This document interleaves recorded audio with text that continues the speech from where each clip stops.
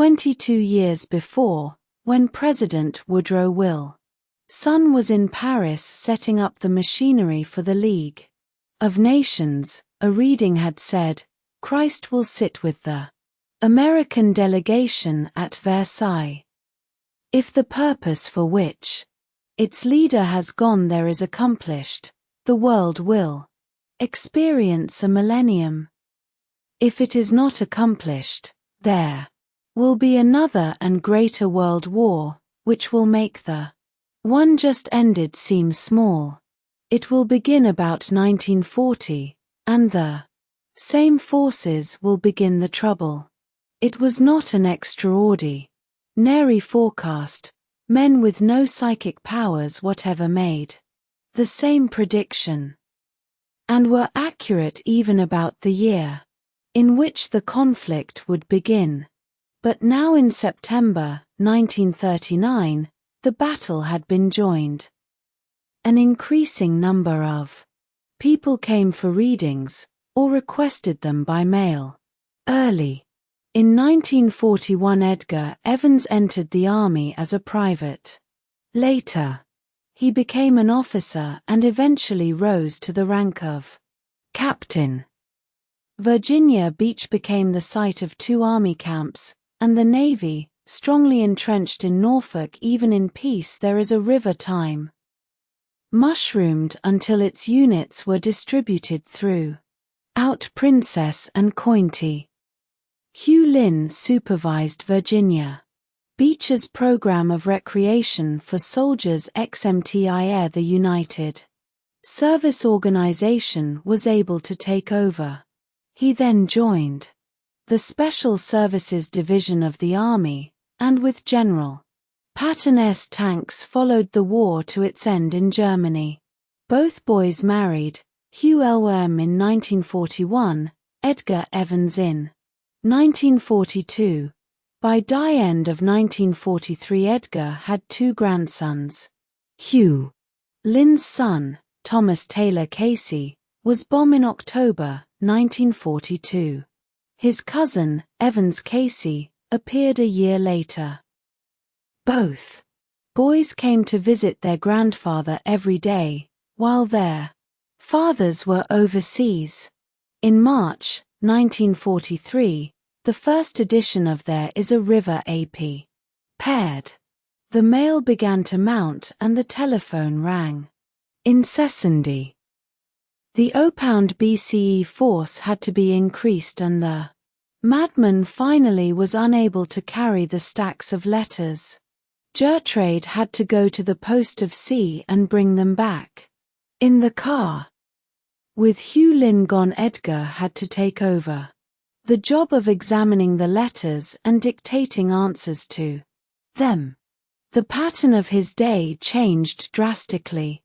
He lengthened his sleeping periods every morning and afternoon, and gave from 4 to 6 readings a day instead of 2. His hobbies were forgotten, his garden neglected. The bass in the lake jumped furiously, but he had no time for them. Immediately after breakfast he began dictating, and this continued until it was time for the reading.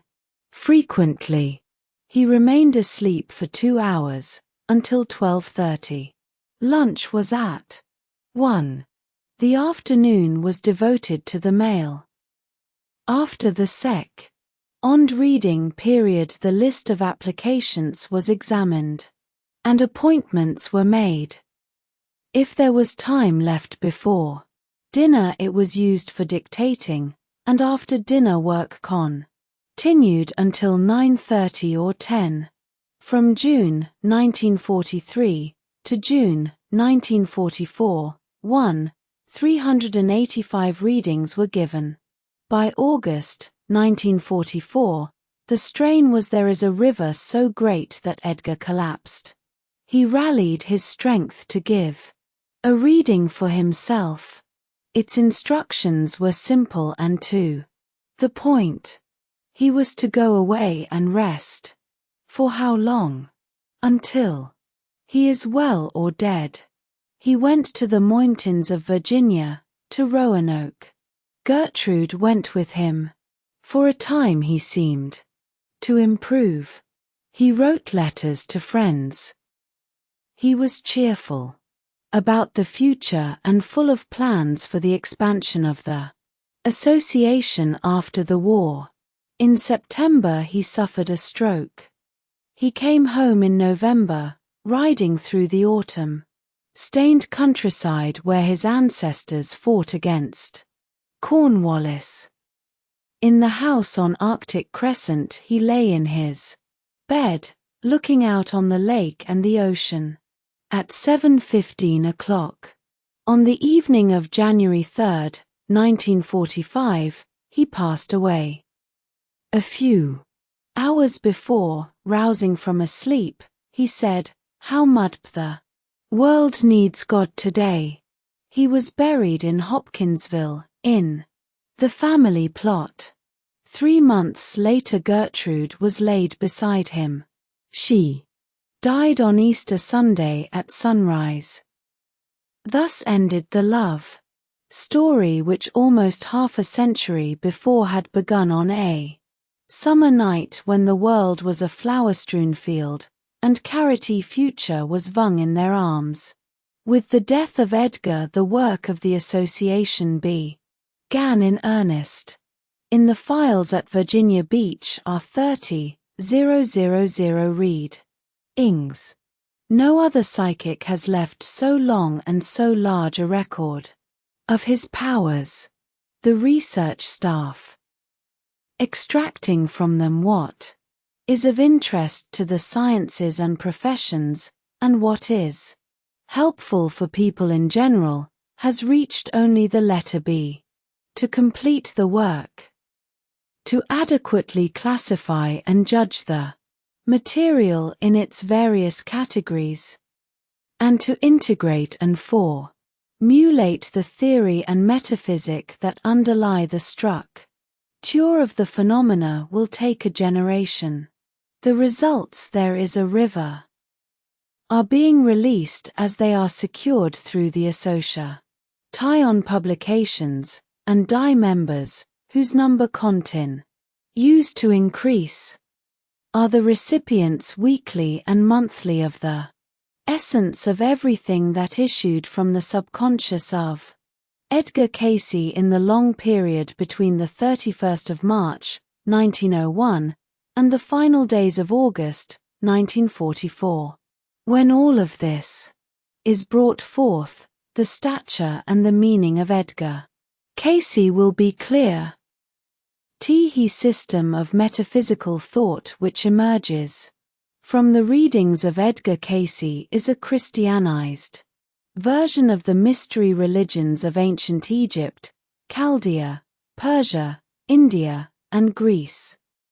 It fits the figure of Christ into the tradition of one God for all people, and places him in his proper place, at the apex of the philosophical structure.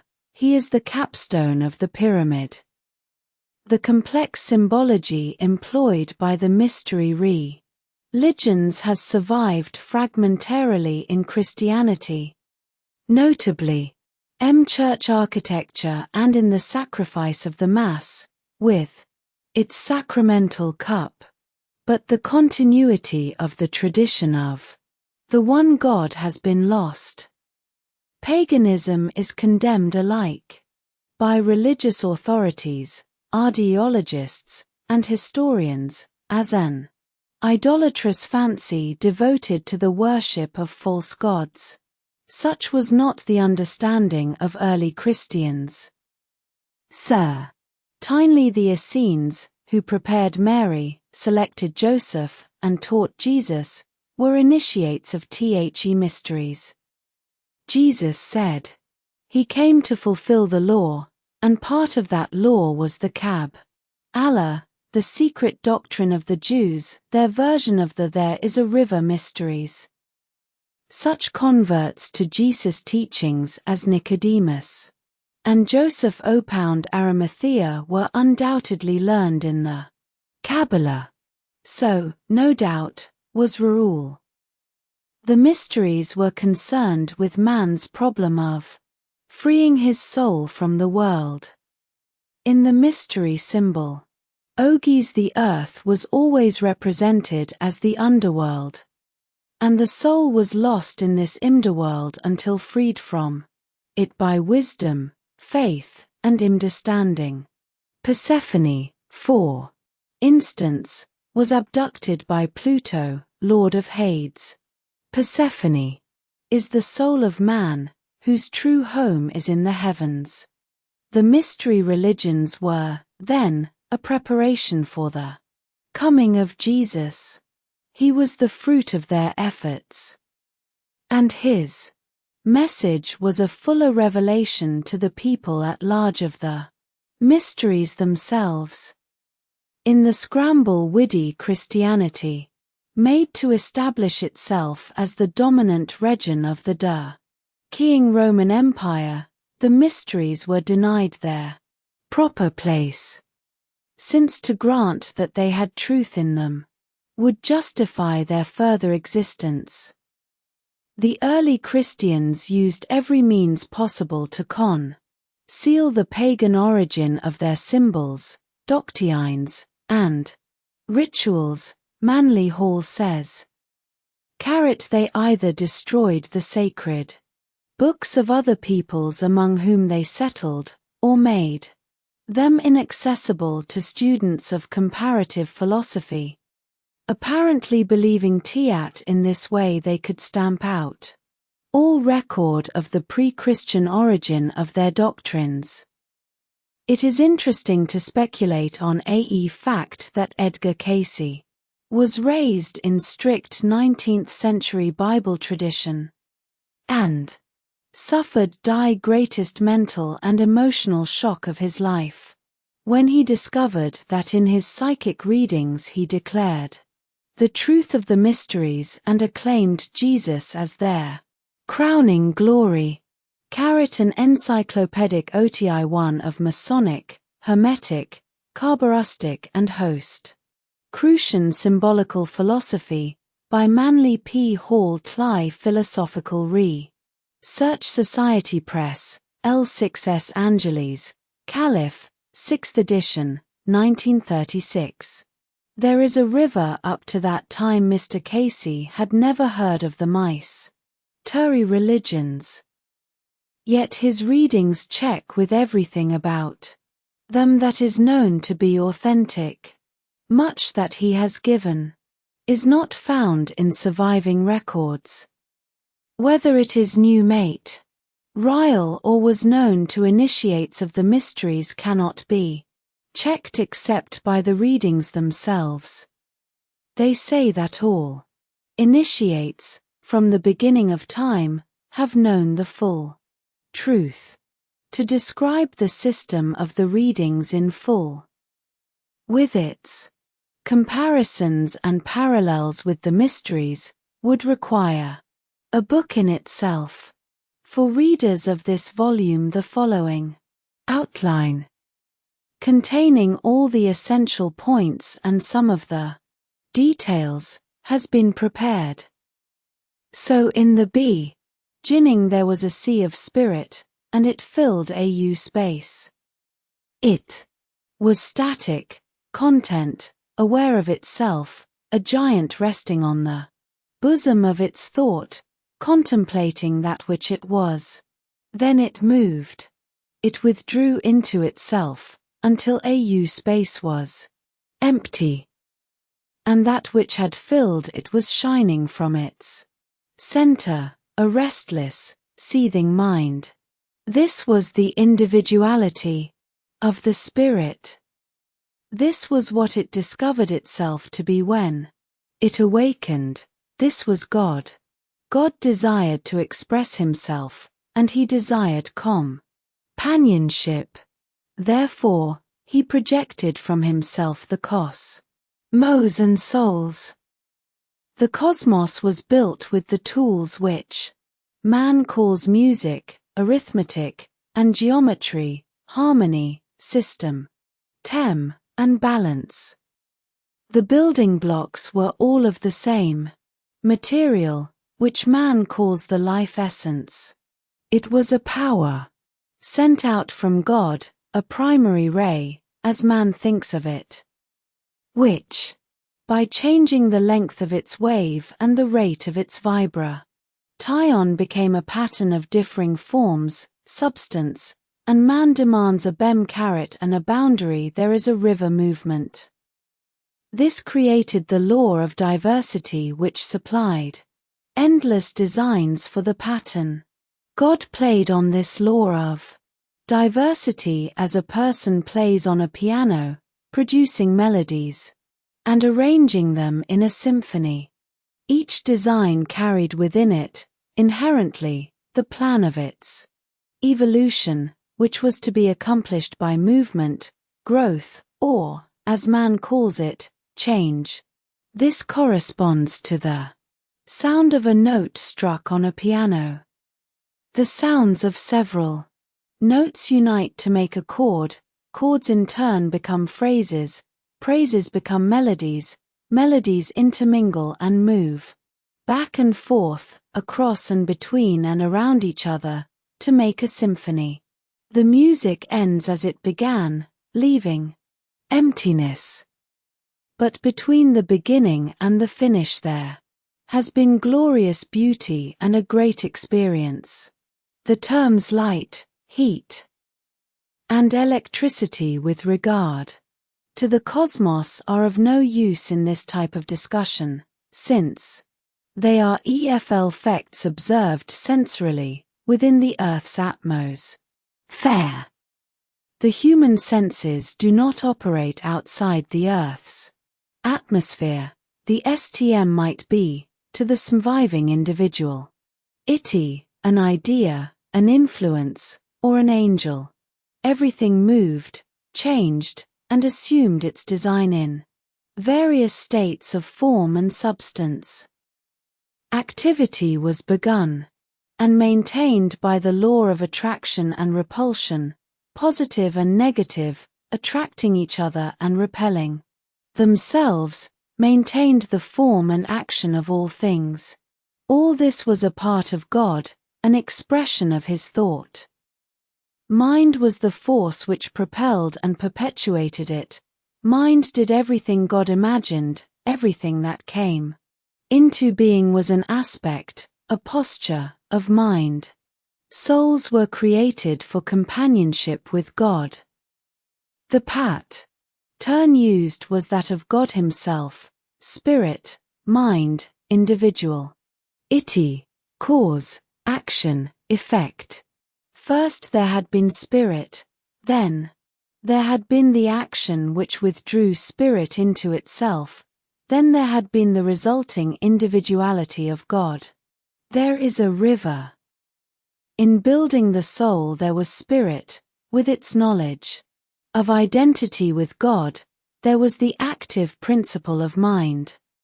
And there was the ability to experience the activity of mind separately from God. Thus a new individual, issuing from and dependent upon God, but aware of an existence apart from him, came into being. To the new individual there was given, necessarily, the power to choose and direct its own activity. Without free will it would remain a part of the individuality of God. Mind, issuing as a force from God, would naturally fulfill his thoughts, unless directed otherwise. The power to do this, to direct otherwise the force of mind, is what man calls his free will. The record of this free will is the soul. The soul began with the first expression which free will made of its power, through the force of mind. The first thought which it narrated of itself. The first diversion of mind force from its normal path was the beginning of the soul. The nucleus of the soul was in balance, positive and type force in equal power. producing harmonious activi happy smiley. The positive initiating, impregnating, thrusting forward, th2. Negative receiving, nourishing, ejecting. The steps of this action were the stages of thought, perception, reflection, opinion. Thus the soul consisted of two states of consciousness, that of the spirit, bearing a knowledge of its identity with God, and that of the new individual, bearing a knowledge of everything it experienced.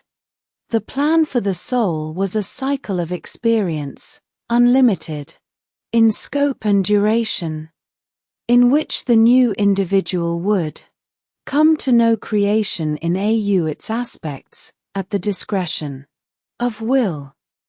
The side would be completed when the desire of will was no longer different from the thought of God.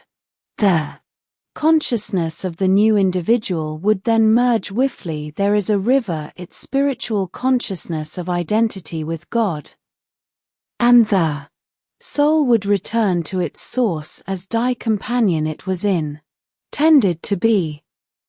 In this state the soul would retain its consciousness of a separate individuality and would be aware that of its own free will it now acted as a part of God, not diverting mind, force because it was in agreement with the action toward which this force was directed. Until this state was reached, the soul would not be a companion in the true sense of the word. The idea that a return to God means a loss of individuality is paradoxical, since God is aware of everything that happens and must therefore be aware of the consciousness of each individual.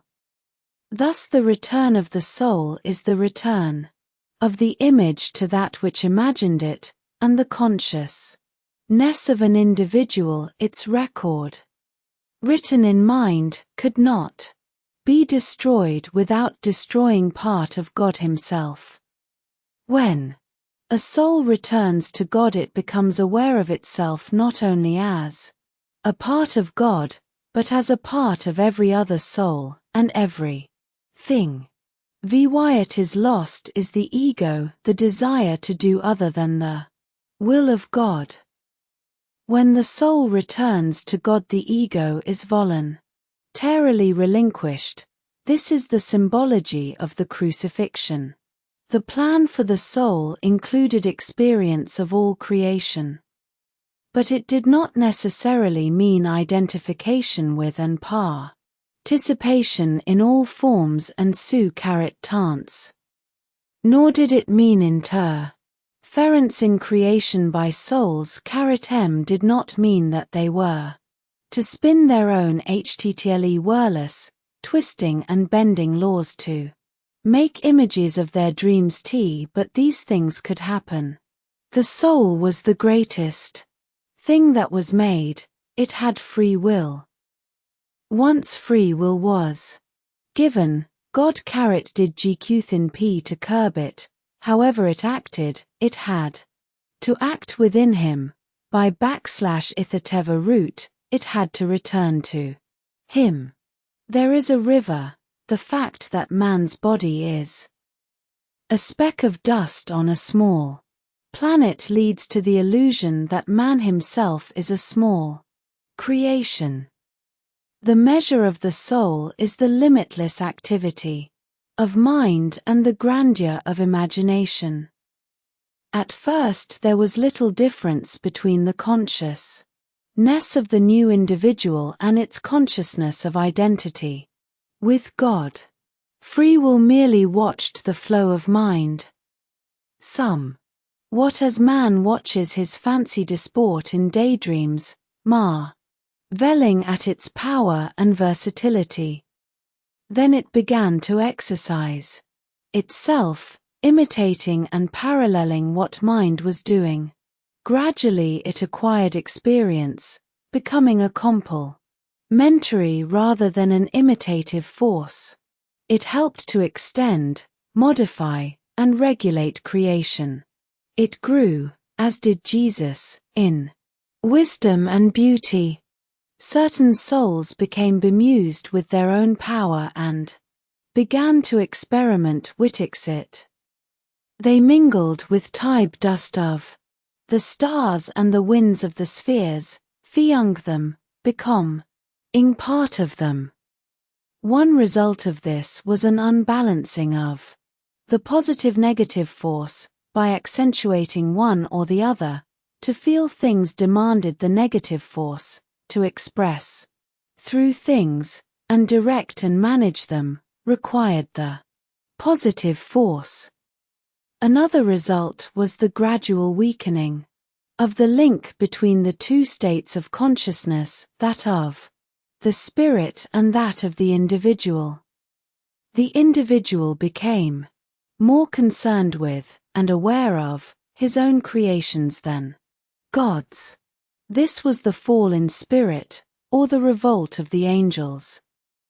To move into a portion of creation and become part of it, a soul had to assume a new, or third aspect of consciousness, a method of experiencing that portion of creation and translating it into the basic substance of mind by means of thought. Man refers to this aspect of awareness as his conscious mind. It is the device by which he experiences earth, physical body, five senses, glandular and nervous systems. In other worlds, in other systems, the device differed. Only there is a river.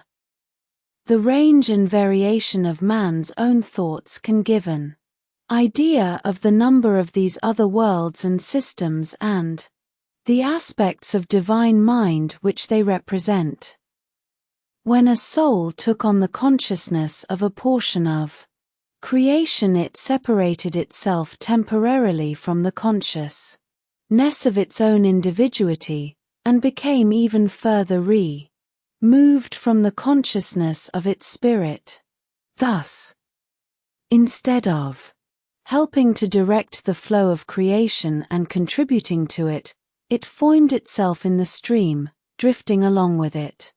The farther it went from shore, the more it succumbed to the pull of the current, and the more difficult was the task of getting back to land. Each of the systems of stars and planets represented, in this manner, a temptation to the souls. Each had its plan, and moved toward it through the activity of a constant stream of mind.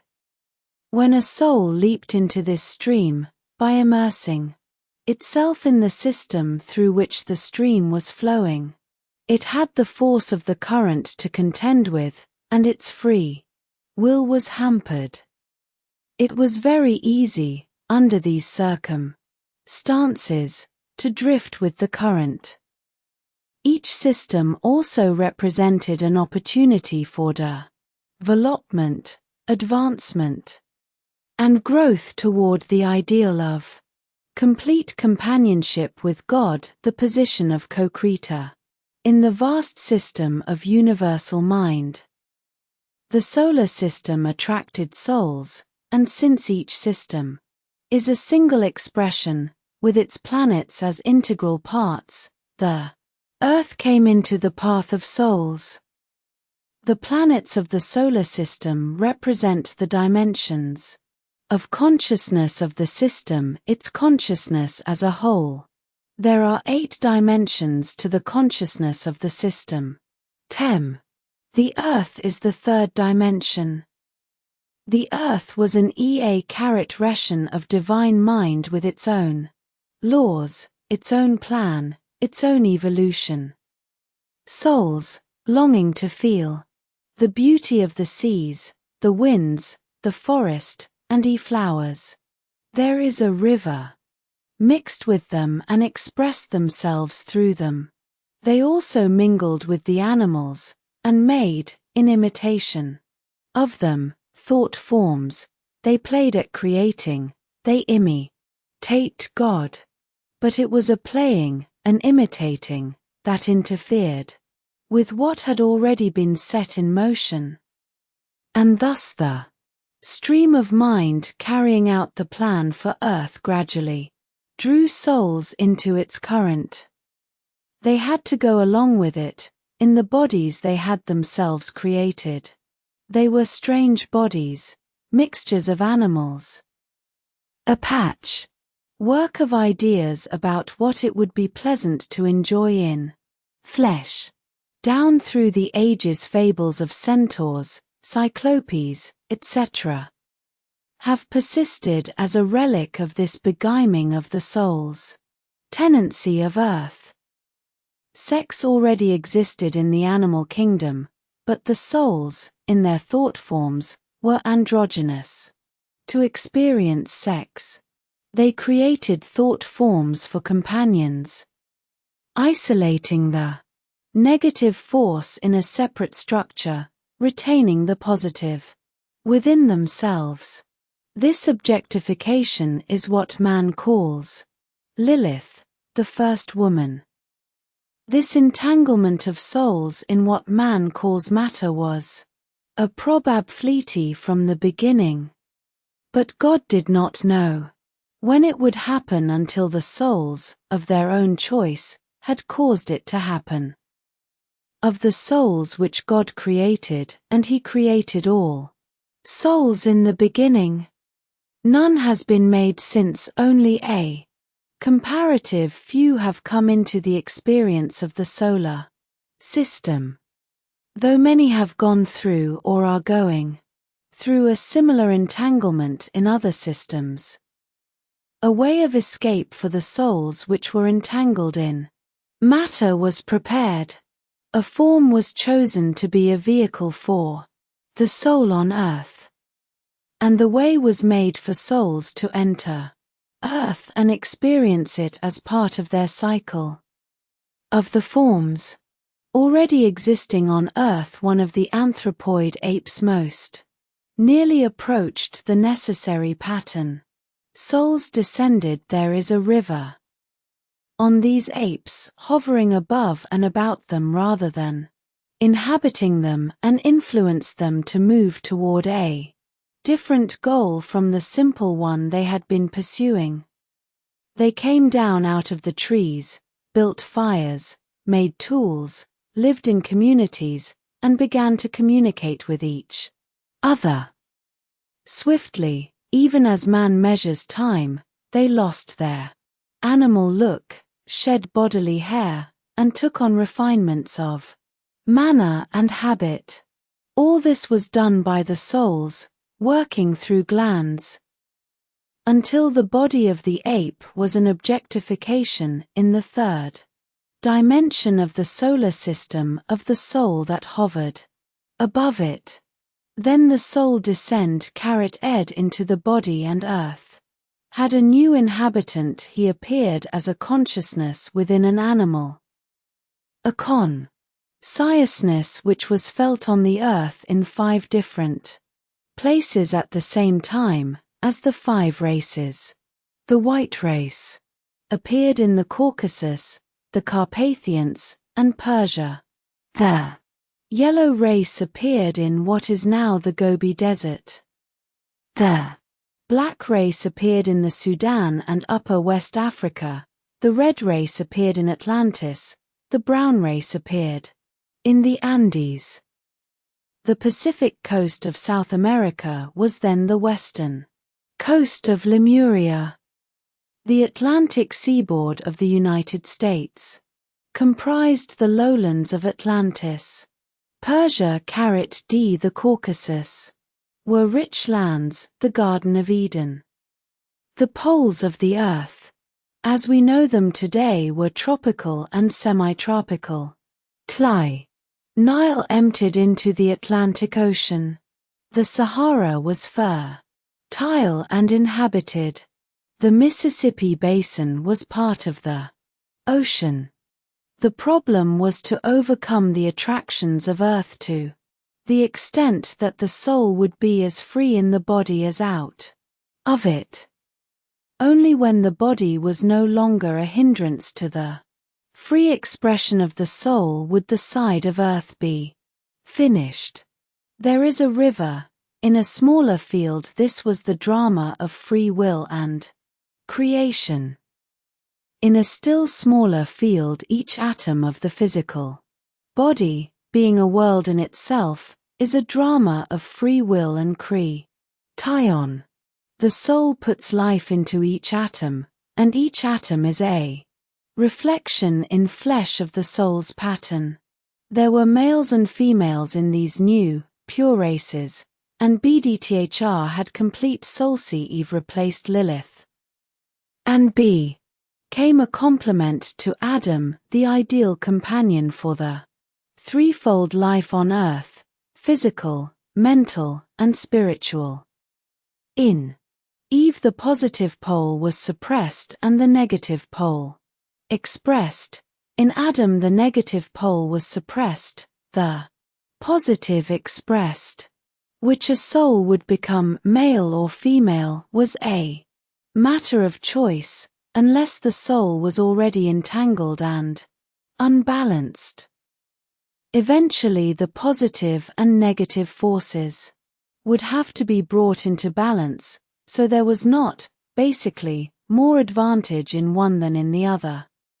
For souls in balance, it was a device to be employed for the duration of the earth cycle, and whichever sex would best suit the problems to be attacked was chosen. It was a voluntary assumption of an attitude, not a fay into error. And once a sex was assumed, it was generally retained through the cycle of earth lives, though it could be changed from life to life, if the change were considered advantageous. Awareness of sex was retained between lives, but could only be expressed on earth. Man became aware, with the advent of his consciousness, that sex meant something more to him than to the animals. It was the door by which new souls entered the earth, a door unnecessary elsewhere in the system. It was the only means the trapped souls had of getting out of their predicament, by being reborn through the bodies of souls which had entered the earth through choice. These bodies, there is a river, were not entangled with animals or thought forms. They represented the ideal vehicle for the soul on earth. Therefore, sex was a creative power which could be used for good or evil. Used rightly, Dai race would be kept pure, the Irdai would be a paradise for souls in perfect bodies. Dai trapped souls could be freed of their cycle of rebirth in monstrous, half-animal forms, and provided with perfect bodies. This is the story of Adam and Eve, the serpent, and the apple. The serpent, wisdom, offered the fruit of the tree of knowledge of good and evil. Eve, the negative, receptive force, took and fostered it. When Adam, the active force, partook of it, the peaceful animal life of man was ended.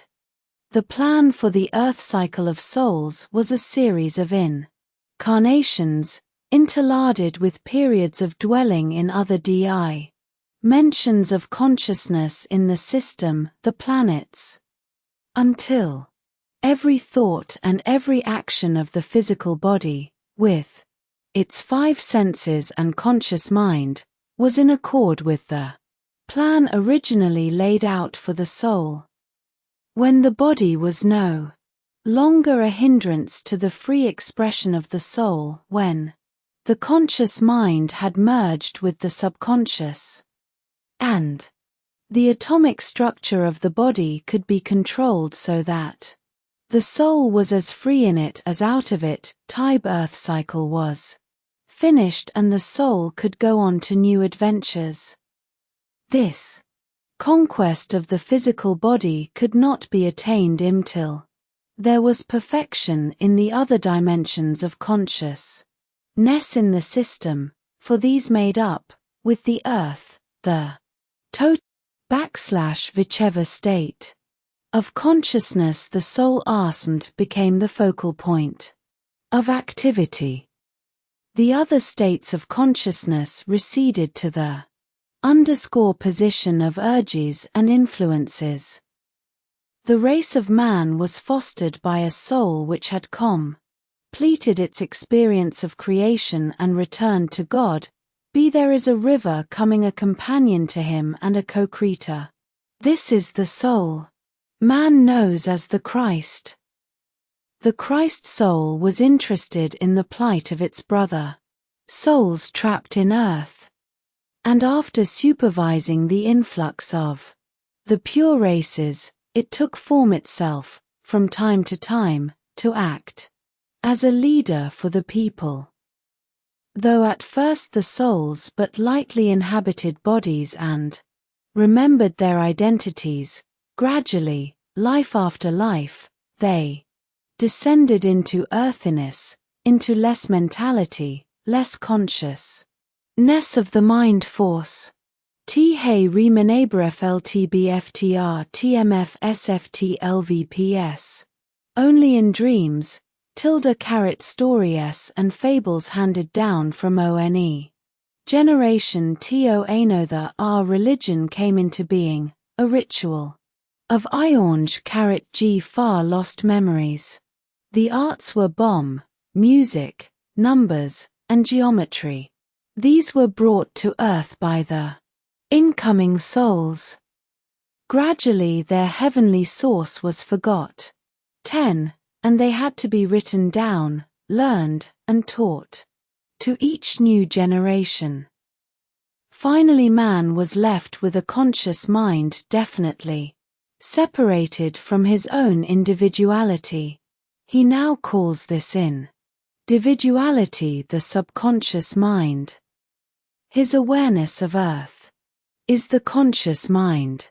The subconscious mind influenced the conscious mind, gave it, in fact, its stature, breadth, and quality. It became the body xmdr, the suit of clothes. Only in sleep was it disrobed. With his conscious mind man reasoned, for all mind, left to itself, will work out the plans. He built up theories for what he felt bitno gr knew to be true. Philosophy and theology resulted. He began to look around him and discover, in the earth, secrets which he carried within himself but could no longer reach with his consciousness. The result was science. The plan of man went into action.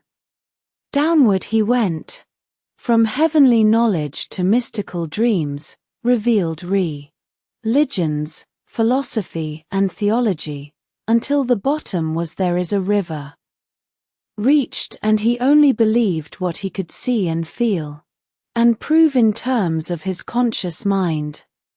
Then he began to fight his way upward, using the only tools he had left: suffering, patience, faith, and the power of mind.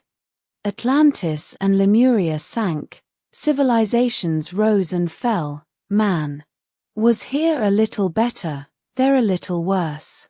He descended to the depths of earth consciousness, then slowly began to climb back. In earthly seasons it was a long journey from the moment when the first soul, looking down through the trees, saw a violet wanted to pluck it, to the instant when the last soul should leave its body forever. The Christ soul helped man. As Enoch, as Melchizedek, it took on flesh, to teach and lead. Since it was to be active, it had to be male. Enoch and Melchizedek were not did not die.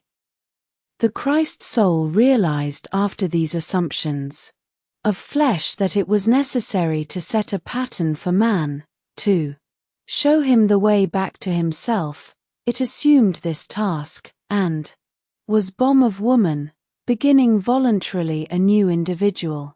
Itty, a new soul record, though behind this new individual.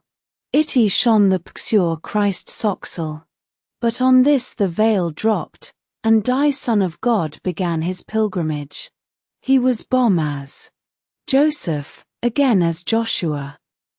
Again as Jeshua, the scribe of Enoch, who rewrote the Bible, and finally as Jesus. He, Jesus, triumphant over death and the body, became the way eleving down the ego of the will, accepting the crucifixion, returning to God. He is the pattern we are to follow. At present man is in a state of great spiritual darkness. The darkness which precedes dawn. He has carried his skepticism to the point where it is forcing him to conclusions he knows intuitively are wrong. At the same time he has carried his investigation of natural phenomena to the point where it is disproving all it seemed to be prove in the beginning. Free WDLL is finding that all roads lead finally to be the same destina. Tion, science, theology, and philosophy, having no desire to there is a river join forces, are approaching a point of merger. Skepticism faces destruction by its own hand. Man is at all times the total of what he has been and done, what he has fought and defended, what he has hated and loved. In the three-dimensional consciousness of Earth, every atom of his physical body is a reflection of his SOVJ, a crystallization of his individuality. His emotional and nervous structures, his mental abilities, his aptitudes, his aversions and preferences, his fears, his follies, his ambitions, his character, are the sum of what he has done with his free will since it was given to him. So every personality, the earthly cloak of an individuality, is different from every other personality. This has been true from the beginning. The first independent thought of each soul was a htle different from the first independent thought of every other soul. So people are different in their keys and dislikes, in their desires and dreams. The law of karma, cause and effect, likewise makes them different in their joys and sorrows, in their handicaps, their strengths, their weaknesses, their virtues and vices, their appreciation of beauty, and their comprehension of truth. Debts incurred in the flesh must be met. In the flesh, natural law, not man or God, demands an eye for an eye, a tooth for a tooth. The same law applies to groups of people, as they act to get her. There is karma for families, for tribes, for races, for nations. When the souls who committed a war return to a nation, a war will be committed upon that nation. Only when defeat is endured by a nation with humility and understanding. Only when victory is dispensed by a nation with justice and mercy, will the karma of battle be lifted from them. Every person's life is shaped to some extent by karma, his own, that of his associates and loved ones, that of his nation and race, and that of the world itself. But these, singly or tore there is a river